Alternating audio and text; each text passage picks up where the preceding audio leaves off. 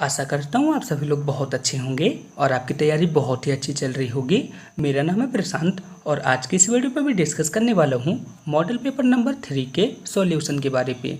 ठीक है दोस्तों, तो इस वीडियो पे मैं क्या डिस्कस करने वाला हूँ, मॉडल पेपर नंबर 3 के सॉल्यूशन के बारे पे। सो प्लीज़ आप इस वीडियो को पूरा देखिएगा, ये आपके लिए बहुत ही ज़्यादा इंपॉर्टेंट है। दोस्तों, यदि आपको इस मॉडल पेपर का क्विज अटेंड करना है तो आपको क्या करना है, वीडियो की डिस्क्रिप्शन पे एक लिंक होगी, तो आपको क्या करना है, उस लिंक पे क्लिक करना है। आप उस लिंक पे जैसे ही क्लिक करेंगे तो आपके सामने इस मॉडल पेपर का क्विज आ जाएगा। ठीक है दोस्तों, तो आपको क्या करना है, उस लिंक पे क्लिक करके इस क्विज को जरूर अटेंड करना है। इससे आपकी रैंकिंग को पता चलेगा और आपकी पता चलेगा कि आपकी तैयारी कैसी है। दोस्तों, इस वीडियो पे मैंने जिस मॉडल पेपर के सॉल्यूशन के बारे में बताया है, और हो सकता है मैंने आपको जो मॉडल पेपर प्रोवाइड कराया है उसमें सीक्वेंस में थोड़ा सा डिफरेंस हो सकता है। यानी कि मैं जो वीडियो बना रहा हूँ ये मॉडल पेपर नंबर 1 की हो सकती है, मॉडल पेपर नंबर 2 की हो सकती है, मॉडल पेपर नंबर 3 की हो सकती है, या फिर मॉडल पेपर नंबर 5 की हो सकती है। तो आपको क्या करना है, इसको थोड़ा सा मैनेज कर लेना है दोस्तों। लेकिन दोस्तों मैं आपको बता दूं, उसमें क्वेश्चन सेम रहेंगे, तो आपको इसे मैनेज कर लेना है। क्वेश्चन नंबर 1 है, इस क्वेश्चन पे आपको क्या करना है, इसकी वैल्यू को फाइंड करना है।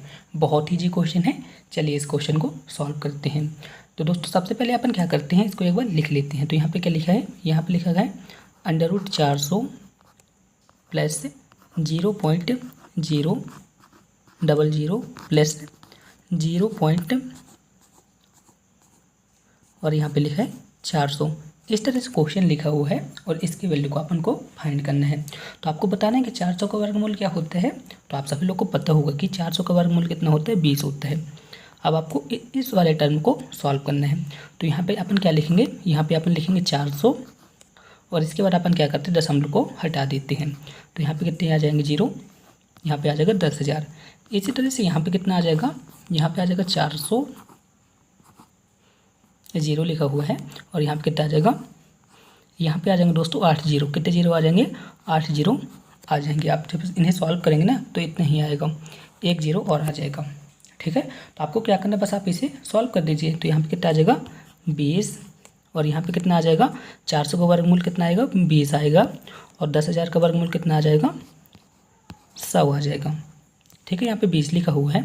इसी तरह से 400 का वर्गमूल कितना आ गया, 20 आ गया, और यहाँ पे कितना आ जाएगा, यहाँ पे 8 0 हैं, तो यहाँ पे कितने 0 आ जाएंगे, यहाँ पे आ जाएंगे 4 0, यानी कि यहाँ पे 10,000 आ जाएगा। ठीक है, इतना तो आप सभी लोग समझ गए ना। अब आपको क्या करना है, 20 पे 100 का भाग देना है, और यहाँ पे 20 पे 10,000 का भाग देना है।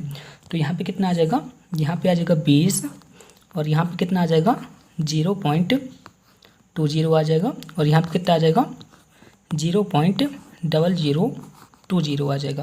तो जब आप इन्हें जोड़ेंगे तो यहाँ पे कितना आ जाएगा, 20.2020 आ जाएगा। कौन से ऑप्शन पे दिया है, ऑप्शन नंबर ए यहाँ पे करेक्ट आंसर रहेगा। होपफुली आप सभी लोग समझ गए होंगे। आपको हूबहू ऐसे ही सॉल्व करना पड़ेगा। यदि आपसे आता है तो आप इसे डायरेक्ट भी सॉल्व कर सकते हैं। अब नेक्स्ट क्वेश्चन है, एक आदमी अपने बगीचे पे 15,376 सेब के पेड़ लगाता है और उन्हें व्यवस्थित करता है ताकि प्रत्येक पंक्ति में सेब के पेड़ जितनी पंक्ति में हो तो पंक्ति की संख्या क्या हुई अपने को ज्ञात करना है। तो दोस्तों मैं आपको बता दूं, जब भी इस टाइप का क्वेश्चन है ना, तो जो भी संख्या दी रहती है, संख्या यहाँ पे कितनी है, 15,376। तो आपको यहाँ पे सिंपल वे पे इसका वर्गमूल निकाल देना है। तो यहाँ पे 15,376 का वर्गमूल कितना आ जाएगा, इसका वर्गमूल आ जाएगा 124। कौन से ऑप्शन पे है, ऑप्शन नंबर बी यहाँ, सॉरी ऑप्शन नंबर ए यहाँ पे करेक्ट आंसर रहेगा। ठीक है, जब भी इस टाइप का क्वेश्चन आता है ना तो आपको क्या करना पड़ेगा, इसके वर्गमूल को आपको निकाल देना पड़ेगा। दोस्तों नेक्स्ट क्वेश्चन है, इस क्वेश्चन पे क्या बोल रहे हैं, 2 उम्मीदवारों के बीच एक चुनाव हुआ जिसपे कुल मतों का 55% वोट अवैध था। तो वोटों की कुल संख्या कितनी थी, 7500। यदि वैध मतों पे एक अन्य उम्मीदवार मिला हुआ है तो आपको उसकी संख्या ज्ञात करना है। एक बार मैं आपको फिर से समझा देता हूँ क्वेश्चन को। जैसे यहाँ पे क्या बोला है, 2 उम्मीदवार के बीच एक चुनाव हुआ। ठीक है, 2 उम्मीदवारों के बीच एक चुनाव हुआ था जिसपे कुल मतों का 55% वोट जो है तो आप वहाँ पे मिला, लेकिन 55% वोट पे 20% अवैध था। जिससे वोटों की संख्या कितनी हो गई 7500 हो गई। और वैध मतों में एक अन्य उम्मीदवार मिला हुआ है, यानी कि जो वैलिड वोटर था उस पर एक अन्य उम्मीदवार मिला हुआ था, तो आपको उसकी संख्या को ज्ञात करना है। तो चलिए इस क्वेश्चन को सॉल्व करते हैं, आप सब लोग ध्यान से समझिएगा। तो क्वेश्चन पे क्या बोला 20% अवैध मत। क्वेश्चन पे क्या बोला है यहाँ पे 20% अवैध मत, यानी कि यहाँ पे जैसे कि आप सभी लोग को पता होगा कि वोट जो होती है तो हमेशा 100% होती है अपने आप में, लेकिन क्वेश्चन पे बोली यहाँ पे 20% अवैध। जब 20% अवैध है तो वैध कितना होगा, ये जो है तो अवैध वोट है, तो वैध वोट कितनी आ जाएगी यहाँ पे 80% आ जाएगी, ठीक ना। वैलिड वोट कितनी आ जाएगी यहाँ पे 80% आएगी। तो आप सभी लोग समझ ही गए होंगे। तो अपन यहाँ पे क्या करते हैं, वैध मतों की संख्या, तो यहाँ पे वैध मतों की संख्या कितनी आ जाएगी, यहाँ पे हमने यहाँ पे क्या लिख दिया वैध मतों की संख्या। तो वैध मतों की संख्या आ जाएगी 80, सॉरी यहाँ पे अपन लिखेंगे 7500 का 80%। अपन यहाँ पे क्या लिखेंगे, वैध मतों की संख्या बराबर 7500 का 80%। तो यहाँ पे कितना आ जाएगा 7500 इंटू 80/100, इतना आ जाएगा ना। तो 2 जीरो से 2 जीरो ये कट गए, और यहाँ पे कितना आ जाएगा, आप इसे मल्टीप्लाई कर दीजिए।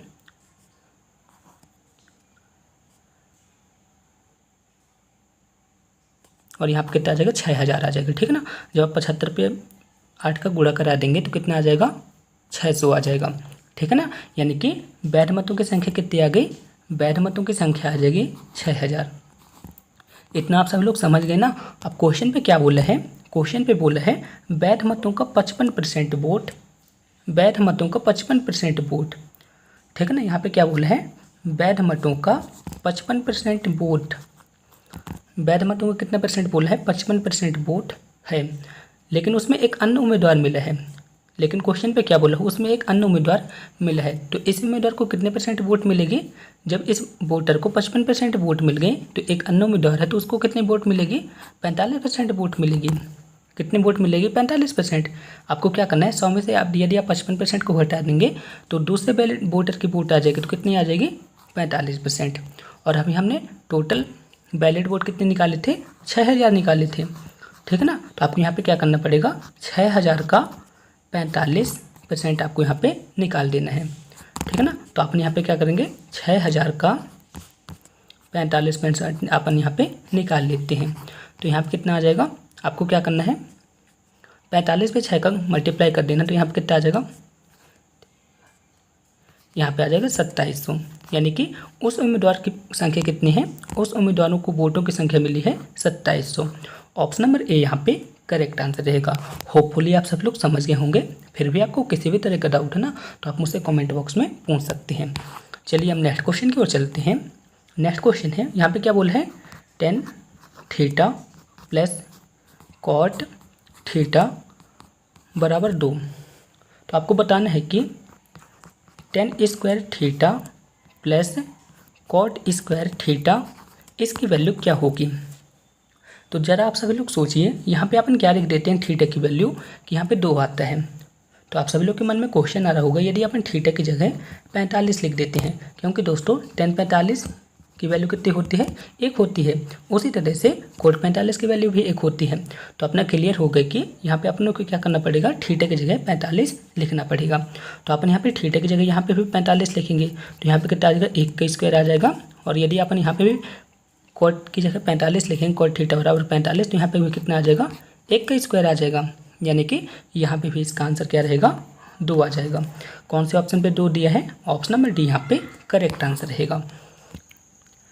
दोस्तों नेक्स्ट क्वेश्चन है, इस क्वेश्चन पे क्या बोल रहे हैं एक मीनार की पाद से 100 मीटर दूरी पर स्थित एक अन्य बिंदु से मीनार के शीर्ष का उन्नयन कोण कितना है 30 अंश है। तो आपको क्या करना है मीनार की ऊंचाई ज्ञात करना है। जैसे हमने एक मीनार बना दी है, ये एक मीनार है, ठीक है ना। ये एक 100 मीटर दूर एक बिंदु है, यहाँ से 100 मीटर दूर ये एक बिंदु है, ये एक बिंदु है ना। यहाँ पे हमने 30 अंश लिख दिया। मैंने आपको बताया था 30 अंश के सामने हमेशा क्या होता है 1 होता है, और यहाँ पे 3 होता है। 30 अंश के सामने हमेशा लंब 1 होता है और आधार √3 होता है। लेकिन दोस्तों यहाँ पे √3 की जगह क्या बताया गया है, √3 की जगह बताया गया है 100। तो तो अपन यहाँ पे किसकी मल्टीप्लाई करेंगे, यहाँ की यहाँ पे 100 आ जाएगा। तो यहाँ पे √3 की वैल्यू क्या बताई गई है, √3 की वैल्यू यहाँ पे बताई गई है 100। तो यहाँ पे 1 की वैल्यू कितनी आ जाएगी, 100/√3। यदि अपन √3 पे किसका मल्टीप्लाई कर देते हैं, 100/√3 का, तो यहाँ पे कितना आ जाता है, यहाँ पे आ जाता है 100। तो दोस्तों आप यहाँ पे देख सकते हैं अपन यहाँ पे किसका मल्टीप्लाई करे हैं, 100/√3। तो अपन यहाँ पे भी इसका मल्टीप्लाई करेंगे, तो यहाँ पे किसका मल्टीप्लाई करेंगे, 100/√3। तो दोस्तों यहाँ से आप देख पा रहे होंगे, यहाँ से अपन मीनार की ऊंचाई भी निकाल लिए और यहाँ पे आधार की दूरी भी अपन निकाल लिए। तो यहाँ पे कितना आ जाएगा, यहाँ पे मीनार की ऊंचाई आ जाएगी 100/√3। कौन से ऑप्शन पे दिया है, ऑप्शन में सी यहाँ पे करेक्ट आंसर रहेगा। आई होप आप सभी लोग समझ गए होंगे। फिर भी आपको किसी भी तरह का डाउट है ना तो आप मुझसे कमेंट बॉक्स में पूछ सकते हैं। अब नेक्स्ट क्वेश्चन है, इस क्वेश्चन पे क्या बोला है, एक ठोस गोलार्ध की त्रिज्या कितनी है, 7 सेंटीमीटर है। तदनुसार उस वक्र पृष्ठ का क्षेत्रफल कितना होगा। एक बार इस क्वेश्चन को फिर से समझते हैं। क्वेश्चन पे क्या बोला है, एक ठोस गोलार्ध है जिसकी त्रिज्या कितनी बताई है, 7 सेंटीमीटर। तो उसकी आपको क्या करना है, वक्र पृष्ठ का क्षेत्रफल अपने को ज्ञात करना है। तो आप सभी लोग बताएं, यहाँ पे गोलार्ध लिखे यानी कि सेमी हेमिस्फीयर लिखा है, यानी कि अर्धगोला, यानी कि यहाँ पे कितना आ जाएगा, अर्धगोले का, यहाँ पे अपन लिखेंगे अर्धगोले का वक्र पृष्ठ का क्षेत्रफल, अर्धगोले का वक्र पृष्ठीय क्षेत्रफल। तो अर्धगोले का वक्र पृष्ठीय क्षेत्रफल कितना आ जाएगा, 2π² आ जाएगा। कितना आ जाएगा दोस्तों, यहाँ पे अर्धगोले का वक्र पृष्ठीय क्षेत्रफल कितना आ जाएगा, 2π², ये आ जाएगा। तो आप यहाँ पे क्या करना पड़ेगा, यहाँ पे आर की वैल्यू कितनी बताई गई, 7 बताई गई है। तो यहाँ पे अपन क्या लिखेंगे, 2/π/7 × 7 आ जाएगा। एक साथ से एक साथ ये कट गया। अब यहाँ पे कितना आ जाएगा, 14 × 22 आ जाएगा। कितना आ जाएगा, 14 × 22 आ जाएगा। तो जब अपन इसका मल्टीप्लाई करेंगे तो यहाँ पे कितना आ जाएगा, 308 वर्ग सेंटीमीटर आ जाएगा। कौन से ऑप्शन पे दिया है, ऑप्शन नंबर सी यहाँ पे करेक्ट आंसर रहेगा। होपफुली आप सभी लोग समझ गए होंगे। अब चलिए नेक्स्ट क्वेश्चन की ओर चलते हैं। नेक्स्ट क्वेश्चन है, निम्नलिखित में से कौन सी संख्या काल्पनिक है।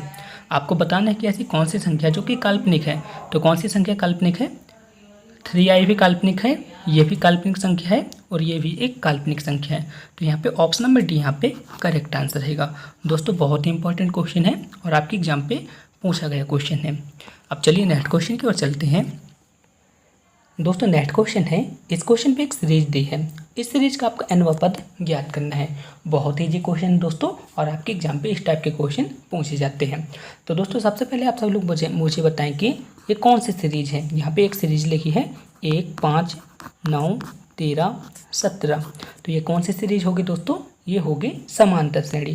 क्योंकि दोस्तों यदि अपन 5 से 1 यहाँ तक जाते हैं तो कितना अंतर आ रहा है, यहाँ पे 4 का अंतर आएगा। यदि अपन 9 से 5 की तरफ जाएंगे तो यहाँ पे कितना अंतर आएगा, 4 का आएगा। यानी कि आप इन सभी के बीच में डिफरेंस कितना है, 4 है। यदि अपन 13 में से 9 को घटाएंगे तो 4 आएगा। यदि अपन 17 में से 13 को घटाएंगे तो 4 आएगा। यानी कि इन सभी के बीच डिफरेंस जो है तो सेम है। इसलिए दोस्तों ये हो गई समांतर श्रेणी। और समांतर श्रेणी का nवां पद क्या होता है, समांतर श्रेणी का nवां पद होता है a + n-1d होता है। a की वैल्यू यहाँ पे क्या रहेगी, आप सभी लोग बताएं। तो a की वैल्यू यहाँ पे रहेगी 1, ठीक है ना। प्रथम पद तो यहाँ पे 1 ही है, तो यहाँ पे a की वैल्यू कितनी रहेगी, 1 रहेगी। तो अपन यहाँ पे a की जगह क्या रखेंगे, 1 रखेंगे। यहाँ पे लिखेंगे n-1 और d की जगह अपन यहाँ पे क्या लिखेंगे, 4 लिख देंगे, ठीक है। अब अपन यहाँ पे क्या लिखेंगे, tn = 1 + n-1 और यहाँ पे कितना था, यहाँ पे था 4। तो यहाँ पे कितना आ जाएगा, 4n-4 और यहाँ पे कितना आ जाएगा, यहाँ पे आ जाएगा +1। तो यहाँ पे कितना आ जाएगा दोस्तों, 4n-3। यानी कि nवां पद कितना आ जाएगा, nवां पद आ जाएगा 4n-3।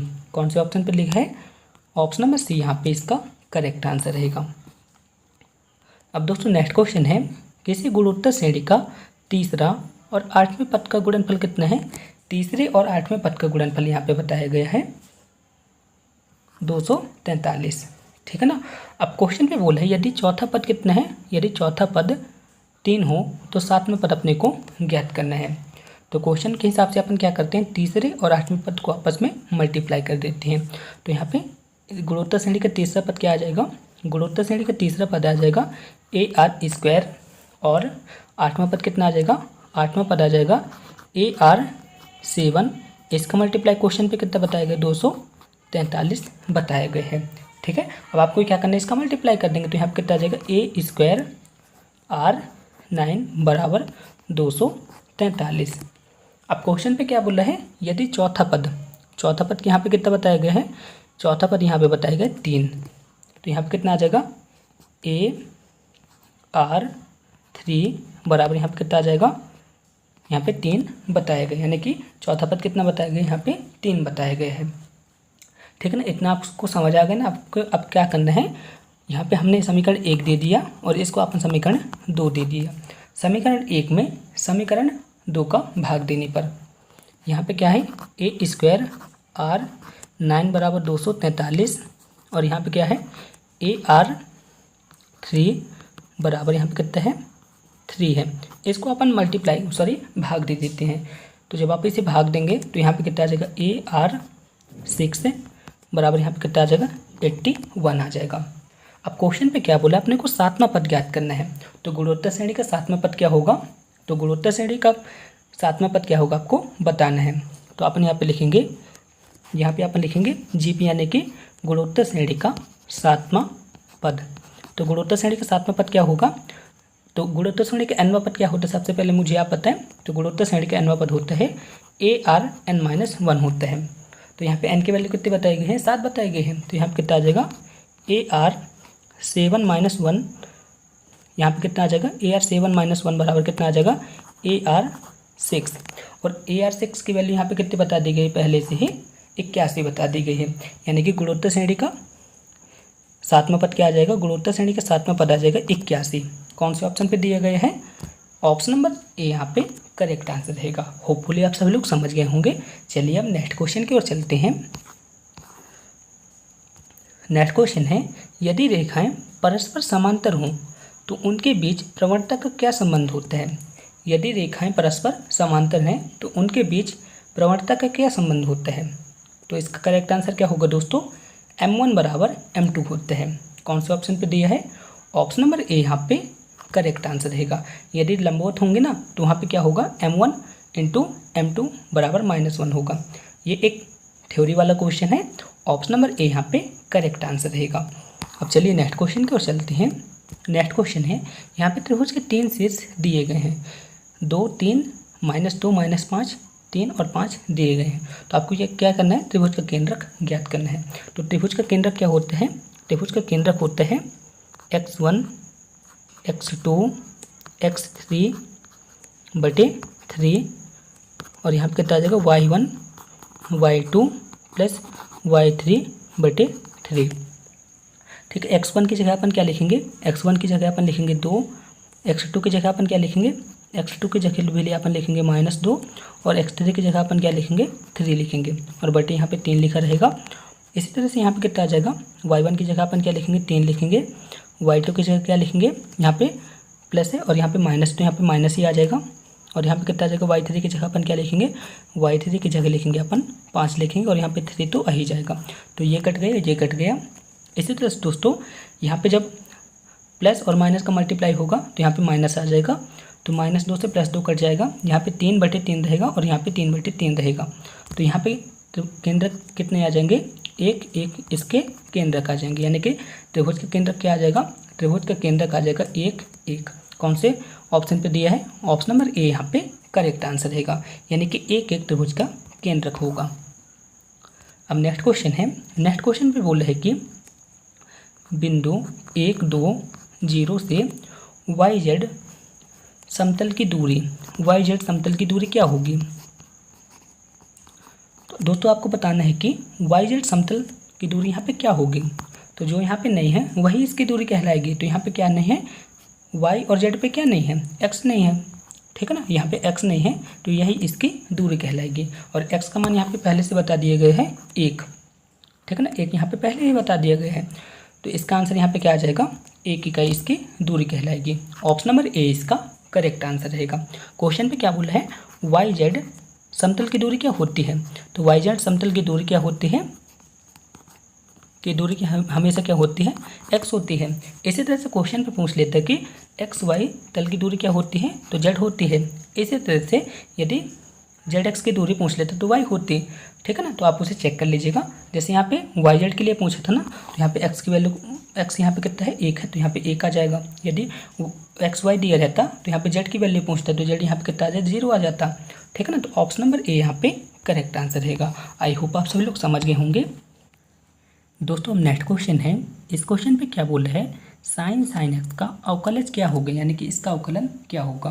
तो अपन यहाँ पे क्या करते हैं, अपन यहाँ पे लिख दिया साइन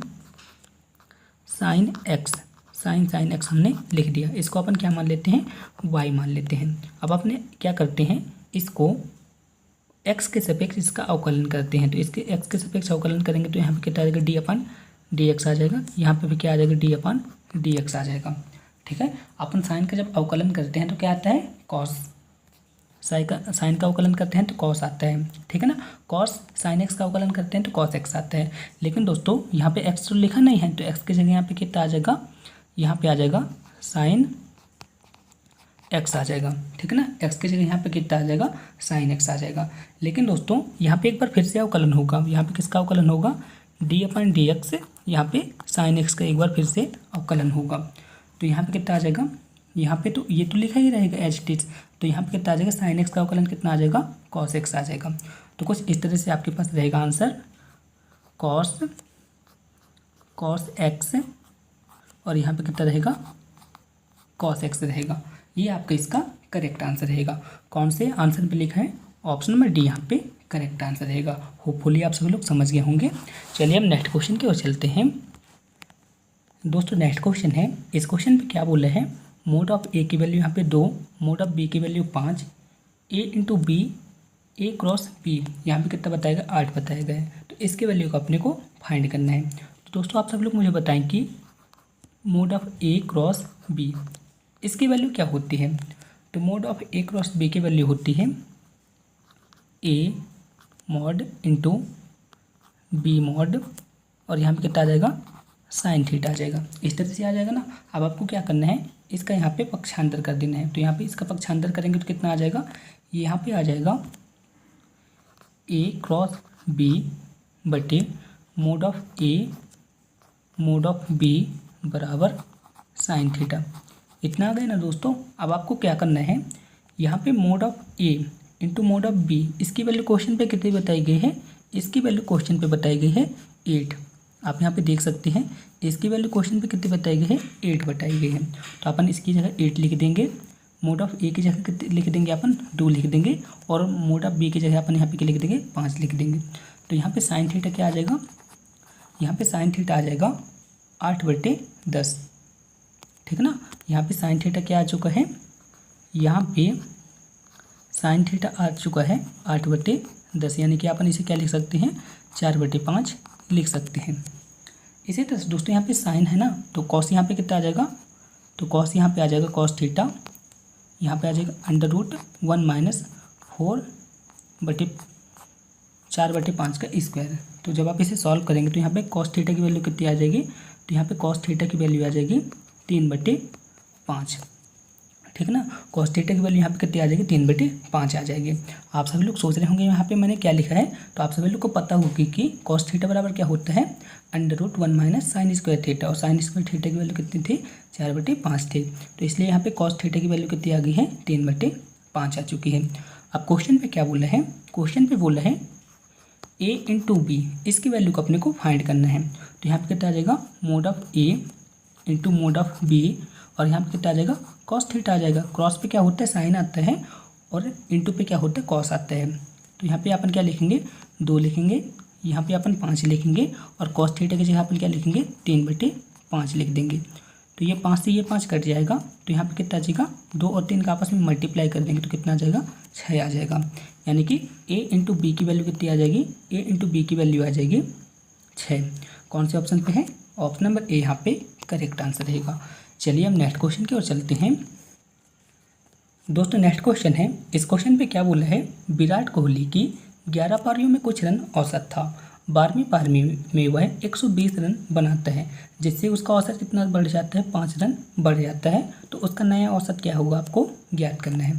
तो चलिए इस क्वेश्चन को सॉल्व करते हैं। तो दोस्तों मैं आपको यहाँ पे इसे ट्रिक के माध्यम से आपको सॉल्व कराऊंगा, तो आप सभी लोग ध्यान से देखिएगा। तो क्वेश्चन में क्या बोल रहे हैं, 12वीं पारी में क्या करता है, 120 रन बनाता है।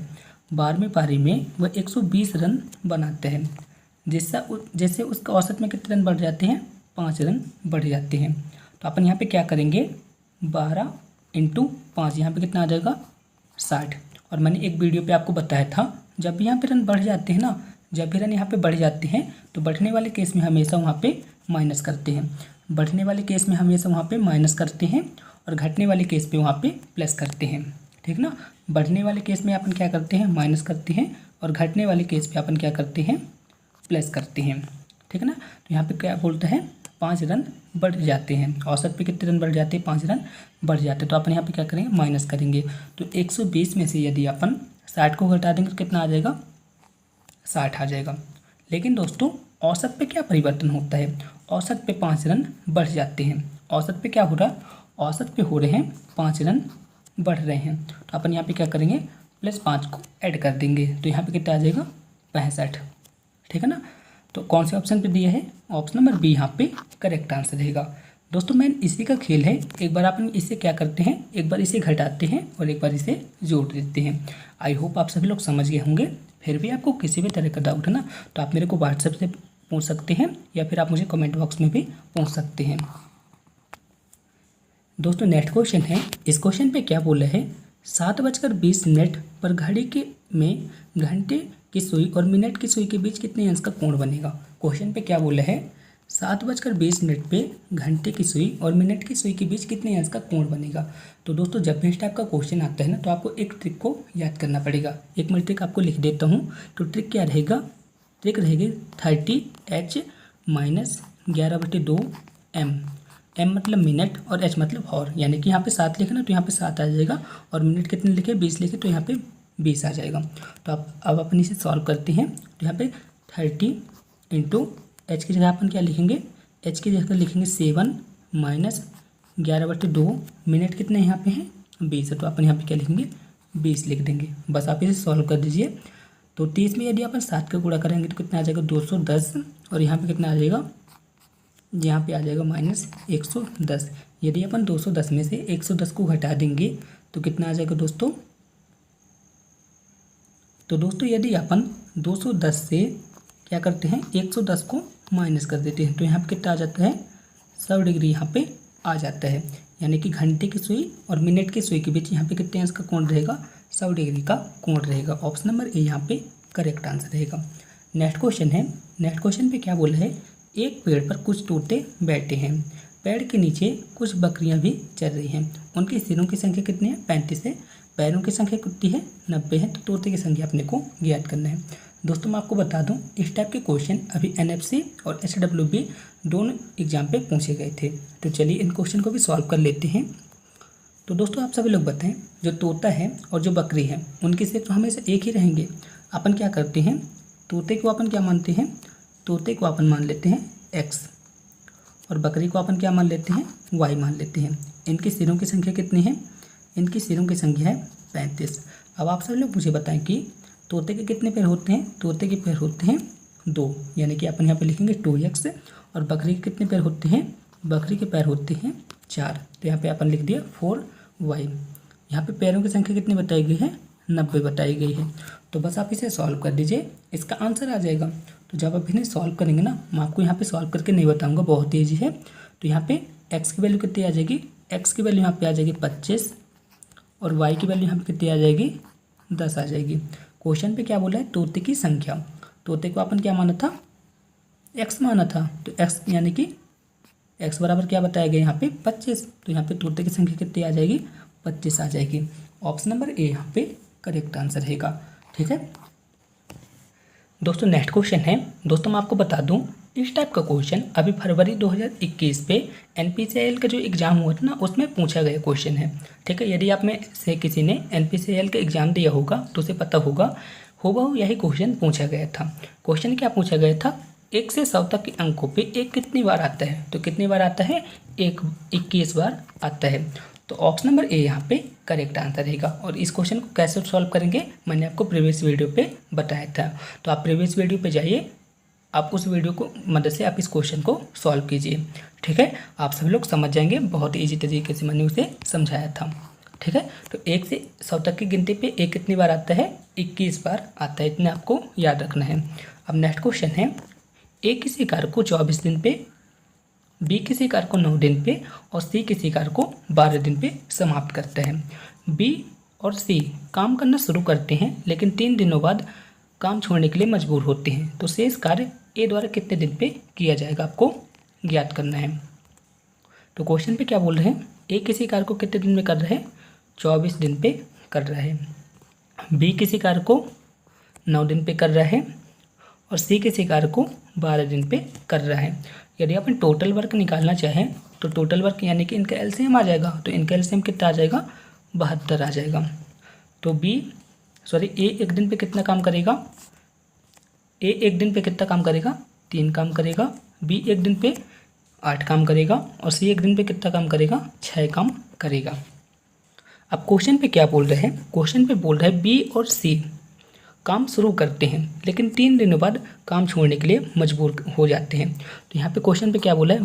बी प्लस सी, तो अपन बी प्लस सी को अपन जोड़ देते हैं, यानी कि 8 + 6, यहाँ पे कितना आ जाएगा? 8 + 6, यानी कि यहाँ पे कितना आ जाएगा? सॉरी, यहाँ पे 6 लिखा हुआ है, 8 + 6 यानी कि 14 आ जाएगा। कितने दिन तक काम करते हैं? 3 दिन तक काम करते हैं। तो अपन यहाँ पे क्या करेंगे? इसमें अपन 3 का मल्टीप्लाई कर देंगे, तो यहाँ पे कितना आ जाएगा? 42 आ जाएगा। यानी कि बी और सी 42 काम को पूरा कर चुके हैं। अब शेष काम कितना बचा? 42 काम को जब बी और सी पूरा कर चुके हैं तो शेष काम कितना बचा? तो 72 काम से यदि अपन 42 काम को घटा देते हैं तो यहाँ पे कितना आता है? आप सभी लोग बताएं। तो 72 में से यदि अपन 42 को घटा देते हैं तो 30 आता है। और इस 30 काम को कौन पूरा करेगा? और इस 30 काम को पूरा करेगा ए करेगा। इस 30 काम को कौन पूरा करेगा? अब यहाँ पे कितना काम बचा? 30 काम बचा हुआ है। और इस काम को कौन पूरा करेगा? ए करेगा। ए एक दिन पे कितना काम करता था? ए एक दिन पे कितना काम करता था? 3 काम करता था। तो 30 काम को कितने दिन में पूरा करेगा? 10 दिन पे करेगा। तो ऑप्शन नंबर ए यहाँ पे करेक्ट आंसर रहेगा। बहुत ईजी क्वेश्चन है, आप सब लोग समझ गए होंगे। अब दोस्तों नेक्स्ट क्वेश्चन है, 20 किलोग्राम के वजन को जमीन के ऊपर 1 मीटर की ऊंचाई पर पकड़े रहने पर किया गया कार्य क्या होगा? तो बहुत ईजी क्वेश्चन है दोस्तों। इसका राइट आंसर यहाँ पे क्या रहेगा? 0 अंश, यानी कि जो अपने से ज़मीन के ऊपर होता है ना, हमेशा वहाँ पे 90 डिग्री का कोण बनता है और उसके द्वारा किया गया कार्य हमेशा 0 होता है। तो ऑप्शन नंबर डी यहाँ पे करेक्ट आंसर रहेगा। दोस्तों ये फिजिक्स का क्वेश्चन है, आप सब लोग समझ गए होंगे। अब नेक्स्ट क्वेश्चन है, किसी वस्तु की मात्रा बदलने पर क्या परिवर्तित रहता है? तो दोस्तों मैं आपको बता दूं, किसी वस्तु की मात्रा बदलने पर उसका हमेशा क्या अपरिवर्तित रहता है? घनत्व जो है तो उसका अपरिवर्तित रहता है। ऑप्शन नंबर सी यहाँ पे करेक्ट आंसर रहेगा। यानी कि किसी वस्तु की यदि अपन मात्रा बदल देते हैं ना तो उसके घनत्व में परिवर्तन नहीं होता है। अब नेक्स्ट क्वेश्चन है, डायनेमो परिवर्तित करता है। तो जो डायनेमो होता है, डायनेमो क्या करता है? डायनेमो जो है ना तो क्या करता है? यांत्रिक ऊर्जा को विद्युत ऊर्जा में कन्वर्ट करता है। डायनेमो क्या करता है? यांत्रिक ऊर्जा को विद्युत ऊर्जा में कन्वर्ट करता है। यदि क्वेश्चन पे पूछ लेता है कि विद्युत मोटर क्या करता है, तो विद्युत मोटर जो है ना विद्युत ऊर्जा को यांत्रिक ऊर्जा में परिवर्तित करते हैं। लेकिन क्वेश्चन पे क्या बोला है? डायनेमो। तो डायनेमो क्या करता है? यांत्रिक ऊर्जा को विद्युत ऊर्जा में परिवर्तित करता है। यदि क्वेश्चन पे पूछ लेता है कि ट्रांसफार्मर क्या कार्य करता है, तो ट्रांसफार्मर जो है तो निम्न वोल्टेज को उच्च वोल्टेज पे परिवर्तित करता है। ठीक है ना, इतना आप सभी लोग समझ ही गए होंगे। अब दोस्तों नेक्स्ट बात आती है, केल्विन मान पर मानव शरीर का तापमान कितना होता है? आपको बताना है कि जो केल्विन स्केल होता है उसमें मानव शरीर का तापमान कितना होता है? तो कितना होता है? 300 होता है। ऑप्शन नंबर ए यहाँ पे करेक्ट आंसर रहेगा। अब नेक्स्ट क्वेश्चन है, वायु में ध्वनि की चाल 332 मीटर प्रति सेकंड है। यदि दाब बढ़ाकर दोगुना कर दिया जाए तो ध्वनि की चाल पर क्या प्रभाव पड़ेगा? तो दोस्तों मैं आपको बता दूं, ध्वनि की चाल पर दाब का कोई प्रभाव नहीं पड़ता है। ठीक है ना, ध्वनि की चाल पर दाब का कोई प्रभाव नहीं पड़ता है। यानी कि यहाँ पे ध्वनि की चाल कितनी है? 332 है। तो बाद में भी ध्वनि की चाल 332 ही रहेगी। ऑप्शन नंबर बी यहाँ पे करेक्ट आंसर रहेगा। ठीक है ना, ध्वनि की चाल पे दाब का कोई प्रभाव नहीं पड़ता है। अब दोस्तों नेक्स्ट बात आती है, इस क्वेश्चन पे बोला है कि ट्रांजिस्टर पे दो धारा प्रबंधन गुणांक में सही संबंध है। जो ट्रांजिस्टर होता है उसमें धारा प्रबंधन के संबंध में कौन सा कथन यहाँ पे सही है आपको बताना है। तो हमेशा क्या होता है, बीटा का मान हमेशा यहाँ पे अल्फा से बड़ा होता है। तो ऑप्शन नंबर बी यहाँ पे करेक्ट आंसर रहेगा। ठीक है दोस्तों, मैं आपको बता दूं ये पूछा गया क्वेश्चन है। आप सभी लोग NPCL वाले एग्जाम पे जो हुआ था ना, उस पर आप इसे देख सकते हैं। अब दोस्तों नेक्स्ट क्वेश्चन है, 10 कूलम आवेश देने पर किसी चालक की विभव में 2 वोल्ट की वृद्धि होती है, तो उस चालक की धारिता कितनी होगी आपको ज्ञात करना है। तो दोस्तों धारिता बराबर क्या होता है, धारिता बराबर होता है Q/V, यानी कि आवेश बटे वोल्ट होते हैं, यानी कि आवेश बटे विभवांतर होते हैं। ठीक है ना, धारिता बराबर क्या होता है, आवेश बटे विभवांतर होता है। यहाँ पे आवेश कितना दिया जा रहा है, आवेश यहाँ पे 10 कूलाम दिया जा रहा है और यहाँ पे विभव कितना है, यानी कि विभवांतर कितना है 2 वोल्ट है। तो यहाँ पे धारिता कितनी आ जाएगी, 5 फैराड आ जाएगी। यानी कि जो धारिता का SI मात्रा क्या होता है, फैराड होता है, इतना आपको याद रखना पड़ेगा। ठीक है ना, तो यहाँ पे धारिता कितनी आ जाएगी, 5 फैराड आ जाएगी। कौन से ऑप्शन पे दिया है, ऑप्शन नंबर बी यहाँ पे करेक्ट आंसर रहेगा। क्वेश्चन आपसे इस तरह से पूछ सकता है कि धारिता का SI यूनिट क्या होता है, तो धारिता का SI यूनिट क्या होता है, फैराड होता है। अब चलिए नेक्स्ट क्वेश्चन की ओर चलते हैं। नेक्स्ट क्वेश्चन है, यदि सेलों को श्रेणी क्रम पे जोड़ा जाए तो कुल विद्युत वाहक बल कितना होगा। तो क्वेश्चन पे क्या बोला है, सेलों को श्रेणी क्रम पे जोड़ा जा रहा है, तो यहाँ पे कुल विद्युत वाहक बल कितना होगा NE होगा। कौन से ऑप्शन पे दिया है, ऑप्शन नंबर ए यहाँ पे करेक्ट आंसर रहेगा। बहुत ही इंपॉर्टेंट क्वेश्चन है दोस्तों, NPCIL के एग्जाम पे अधिकतर पूछे जाते हैं। अब नेक्स्ट क्वेश्चन है, प्रतिरोध के बढ़ते क्रम पे आपको व्यवस्थित करना है। ठीक है, तो बताइए यहाँ पे करेक्ट आंसर क्या होगा।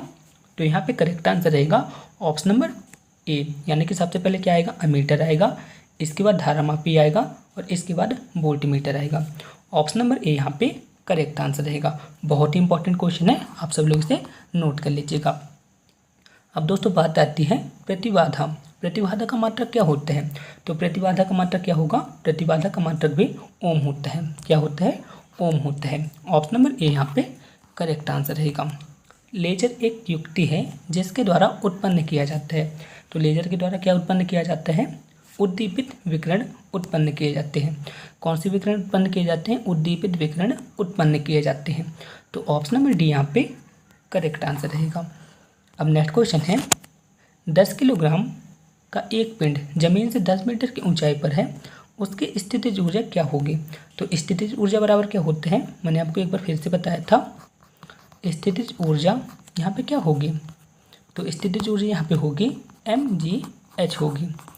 स्थितिज ऊर्जा यहाँ पे क्या होगी, mgh होगी। यहाँ पे m बराबर क्या है 10 किलोग्राम, g बराबर यहाँ पे कितना आ जाएगा 9.8 आ जाएगा और h की वैल्यू यहाँ पे कितनी है 10 दी हुई है। तो यहाँ पे कितना आ जाएगा 980 जूल। ऑप्शन नंबर बी यहाँ पे करेक्ट आंसर रहेगा। नेक्स्ट क्वेश्चन है, भारहीनता होती है, भारहीनता की स्थिति पे क्या होता है, गुरुत्वाकर्षण बल शून्य हो जाता है। तो ऑप्शन नंबर ए यहाँ पे करेक्ट आंसर रहेगा। नेक्स्ट क्वेश्चन है, निम्नलिखित में से किसमें सर्वोच्च विशिष्ट ऊष्मा का मान होता है। आपको बताना है कि इन सभी में किसमें विशिष्ट ऊष्मा का मान सबसे ज़्यादा होता है। तो किसमें होता है, जल पे, यानी कि पानी में सर्वाधिक विशिष्ट ऊष्मा होती है। तो ऑप्शन नंबर डी यहाँ पे करेक्ट आंसर रहेगा। अब नेक्स्ट क्वेश्चन है, क्रिकेट की गेंद को किस कोण पर मारा जाना चाहिए ताकि वह अधिकतम दूरी तय कर सके। तो किस कोण पर मारा जाना चाहिए, 45 अंश के कोण पर मारा जाना चाहिए। ऑप्शन नंबर सी यहाँ पे करेक्ट आंसर रहेगा। अब नेक्स्ट क्वेश्चन है, इंद्रधनुष किस रंग का विक्षेपण अधिक होता है। आपको बताना है कि जो इंद्रधनुष होता है उसमें किस रंग का विक्षेपण अधिक होता है। तो किसका विक्षेपण अधिक होता है, बैगनी रंग का विक्षेपण अधिक होता है और सबसे कम किसका होता है, लाल रंग का विक्षेपण सबसे कम होता है। ठीक है ना, तो क्वेश्चन पे क्या बोला है, किस रंग का विक्षेपण सर्वाधिक होता है। तो किसका होता है, बैगनी रंग का विक्षेपण सर्वाधिक होता है। अब नेक्स्ट क्वेश्चन है, 1 माइक्रोन में कितने मीटर होते हैं। आपको बताना है कि 1 माइक्रोन पे कितने मीटर होते हैं। तो 1 माइक्रोन पे कितने मीटर होते हैं, 10 की पावर -6 मीटर होते हैं। आपको इसे याद रखना पड़ेगा। 1 माइक्रोन पे कितने मीटर होते हैं? 10⁻⁻6 मीटर होते हैं। ऑप्शन नंबर सी यहाँ पे करेक्ट आंसर रहेगा। और दोस्तों मैं आपको बता दूं, ये क्वेश्चन 12 के 2018 वाले एग्जाम पे पूछा गया क्वेश्चन है। अब नेक्स्ट क्वेश्चन है, एक कण का द्रव्यमान m तथा संवेग p है, तो इसकी गतिज ऊर्जा क्या होगी? तो इसकी गतिज ऊर्जा क्या होगी आप सभी लोग बताएं। एक कण का द्रव्यमान कितना है? m है। संवेग कितना है? p है। तो इसकी गतिज ऊर्जा क्या होगी? यानी कि गतिज ऊर्जा और संवेग के बीच यहाँ पे डिफरेंस पूछा है, यानी कि इसका रिलेशन पूछा है। गतिज ऊर्जा और संवेग के बीच यहाँ पे रिलेशन क्या होते हैं? p²/2m बराबर के होता है। ये इसके बीच एक रिलेशन होता है। आपने कई बार देखा होगा, यहाँ पे इस तरह से लिखा रहता है p = √2m_k, यानी कि संवेग और गतिज ऊर्जा के बीच ये संबंध को प्रकट करते हैं। ठीक है ना। तो इसको अपन क्या लिख सकते हैं? इसको अपन लिख सकते हैं k = p²/2m। ठीक है ना। कौन से ऑप्शन पे दिया है? ऑप्शन नंबर सी यहाँ पे करेक्ट आंसर रहेगा। अब नेक्स्ट क्वेश्चन है, रुक कर धारा प्राप्त करने के लिए किस प्रकार के सेल का प्रयोग किया जाता है? तो किस प्रकार के सेल का प्रयोग किया जाता है? लेक्लांसी सेल का प्रयोग किया जाता है। तो ऑप्शन नंबर बी यहाँ पे करेक्ट आंसर रहेगा। नेक्स्ट क्वेश्चन है, चुंबकीय फ्लक्स का एसआई मात्रक क्या होता है? तो चुंबकीय फ्लक्स का एसआई मात्रक होता है वेबर, यानी कि ऑप्शन नंबर ए यहाँ पे करेक्ट आंसर रहेगा। नेक्स्ट क्वेश्चन है, डी ब्रोगली समीकरण होता है।